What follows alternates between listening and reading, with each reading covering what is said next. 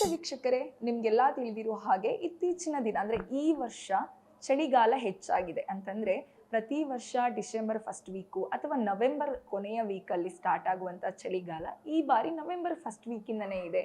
ಹಾಗೆ ಮಾರ್ಚ್ ತನಕ ಕೂಡ ಚಳಿಗಾಲ ಹೆಚ್ಚಾಗಬಹುದು ಅನ್ನೋದು ಅಥವಾ ಚಳಿಗಾಲ ಇರಬಹುದು ಅನ್ನುವಂತಹ ಮಾಹಿತಿ ಇದೆ. ಚಳಿಗಾಲದಲ್ಲಿ ಶೀತ ಹೆಚ್ಚಾಗ್ತಾ ಇದೆ, ಜನರಿಗೆ ಕಾಯಿಲೆಗಳು ಹೆಚ್ಚಾಗ್ತಾ ಇದೆ. ಹಾಗಾದ್ರೆ ಚಳಿಗಾಲದಲ್ಲಿ ನಾವು ಯಾವ ರೀತಿಯಾಗಿ ಆರೋಗ್ಯದ ವಿಚಾರದಲ್ಲಿ ಕ್ರಮಗಳನ್ನು ತಗೋಬೇಕು, ಮುನ್ನೆಚ್ಚರಿಕೆ ಕ್ರಮ ನಾವು ಯಾವ ರೀತಿಯಾಗಿ ತಗೊಂಡು ಯಾವ ರೀತಿಯಾದ ಆಹಾರ ಪದಾರ್ಥವನ್ನ ಸೇವಿಸಬೇಕು, ಮತ್ತೆ ಚಳಿಗಾಲದಲ್ಲಿ ಯಾಕೆ ಕಾಯಿಲೆಗಳು ಹೆಚ್ಚಾಗ್ತಾ ಇದೆ. ಮತ್ತೆ ಇತ್ತೀಚಿನ ದಿನಗಳಲ್ಲಿ ಒಂದು ಸುದ್ದಿ ಓಡಾಡ್ತಾ ಇದೆ, ಏನಂದ್ರೆ ಚಳಿಗಾಲದಲ್ಲಿ ವಾಕಿಂಗ್ ಮಾಡಬಾರದು, ಈ ಚಳಿ ಹೆಚ್ಚಾಗಿರೋದ್ರಿಂದ ವಾಕಿಂಗ್ ಮಾಡೋದ್ರಿಂದ ಆರೋಗ್ಯಕ್ಕೆ ಹಾನಿಕರ ಆಗುತ್ತೆ ಅಂತ.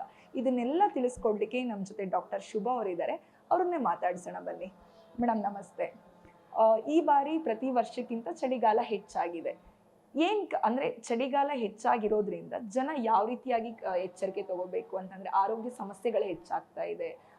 ನಾವು ಸೇವಿಸ್ತಾ ಇರೋ ಪದಾರ್ಥ, ಯಾವ ರೀತಿಯಾದ ಪದಾರ್ಥವನ್ನು ಸೇವಿಸಿದ್ರು ಕೂಡ ಕಾಯಿಲೆಗಳಿಗೆ ಜನ ತುತ್ತಾಗ್ತಾ ಇದ್ದಾರೆ.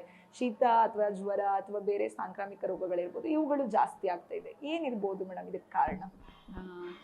ಯೂಶಲಿ ನಾವು ಇವಾಗ ನಮ್ಮ ಮಾತಲ್ಲಿ ಹೇಳ್ತೀವಿ, ದೀಪಾವಳಿಗೆ ದಿವಾನನಾಗಿ ಬಂತು ಅಂತ. ಚಳಿ ಯೂಶಲಿ ದೀಪಾವಳಿಯಿಂದನೇ ಸ್ಟಾರ್ಟ್ ಆಗುತ್ತೆ. ಬಟ್ ಈ ಸಲ ಈ ಹವಾಮಾನದಿಂದ ಇವರು ಹೇಳಿರೋ ಪ್ರಕಾರ ಮಳೆ ಇರೋದ್ರಿಂದ ಚಳಿ ಸ್ವಲ್ಪ ಜಾಸ್ತಿ ಗೊತ್ತಾಗ್ತಿದೆ ಅಂತ.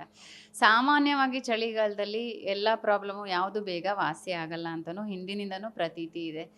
ಒಂದು ಕಾರಣಗಳೇನೆಂದರೆ, ಆಲ್ರೆಡಿ ಎಲ್ಲರಿಗೂ ಎಫೆಕ್ಟ್ ಆಗುತ್ತೆ ಅಂತ ಅಲ್ಲದೆ ಹೋದರೂ ಇವಾಗ ನಾನಾ ಕಾಯಿಲೆಗಳಿರೋಗಳಿಗೆ ಕೊನೆಗೆ ಎಂಡ್ ಪಾಯಿಂಟ್ ಜೀವ ಹೋಗೋದು ಬಂದು ಐದರ್ ಹಾರ್ಟ್ ಅರೆಸ್ಟ್ ಆಗಿನೇ ಅದು ಆ ಥರ ಆಗುತ್ತೆ. ಅದು ಈ ರಿಸ್ಕು ಚಳಿಗಾಲದಲ್ಲಿ ಜಾಸ್ತಿ ಇರುತ್ತೆ.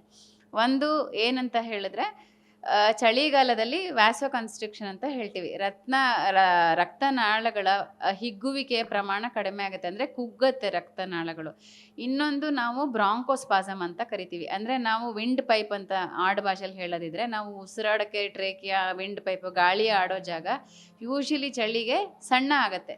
ಕನ್ಸ್ಟ್ರಿಕ್ಷನ್ ಅಂತ ಕರಿತೀವಿ, ಬ್ರಾಂಕೋ ಕನ್ಸ್ಟ್ರಿಕ್ಷನ್ ಅಂತ ಕರಿತೀವಿ. ಚಳಿಗಾಳಿ ಕೋಲ್ಡ್ ಐಸ್ ಕುಡಿದಾಗ ಎಷ್ಟೋ ಜನರಿಗೆ ಅದು ಸಣ್ಣ ಆಗುತ್ತೆ, ಏರ್ವೇ ಸಣ್ಣ ಆಗುತ್ತೆ. ಇದರಿಂದ ಆಕ್ಸಿಜನ್ ಹೋಗೋ ಪ್ರಮಾಣ ಕಡಿಮೆ ಆಗ್ಬೋದು. ಕೆಟ್ಟ ಗಾಳಿ ಹೊರಗಡೆ ಹೋಗೋ ಪ್ರಮಾಣ, ಯೂಶಲಿ ನಾವು ಆಕ್ಸಿಜನ್ ತೊಗೊಂಡು ಕಾರ್ಬನ್ ಡೈಆಕ್ಸೈಡ್ ಹೊರಗಡೆ ಬಿಡ್ತೀವಿ, ಆ ಕೆಟ್ಟ ಗಾಳಿ ಪ್ರಮಾಣ ಒಳಗಡೆ ಜಾಸ್ತಿ ಉಳಿಬೋದು. ಆಲ್ರೆಡಿ ಯಾರಿಗೆ ಅಸ್ತಮ, ಈಗ ತುಂಬ ಜನ ಸ್ಮೋಕರ್ಸ್ ಇರ್ತಾರೆ, ಅವರಿಗೆಲ್ಲ COPD ಅಂತ ಹೇಳ್ತೀವಿ, ಲಂಗ್ಸ್ ಕ್ರಾನಿಕ್ ಲಂಗ್ ಡಿಸೀಸಸ್ ಎಲ್ಲ ಆಲ್ರೆಡಿ ಇರುತ್ತೆ. ಅಂಥವ್ರಿಗೆ ಸರಿಯಾಗಿ ಮೊದಲೇ ಗಾಳಿ ಆಡ್ತಾ ಇರಲ್ಲ, ಈ ಥರ ಕೆಟ್ಟ ಗಾಳಿ ಒಳಗಡೆ ಉಳಿಯೋ ಪ್ರಮಾಣಗಳು ಜಾಸ್ತಿ ಇರುತ್ತೆ, ಅಥವಾ ಆಕ್ಸಿಜನ್ನೇ ಸಾಕಾಗ್ತಾ ಇರಲ್ಲ. ಅಂಥವ್ರಿಗೆ ಈ ಚಳಿಗಾಲದಲ್ಲಿ ಮತ್ತೂ ರಿಸ್ಕ್ ಆಗುತ್ತೆ.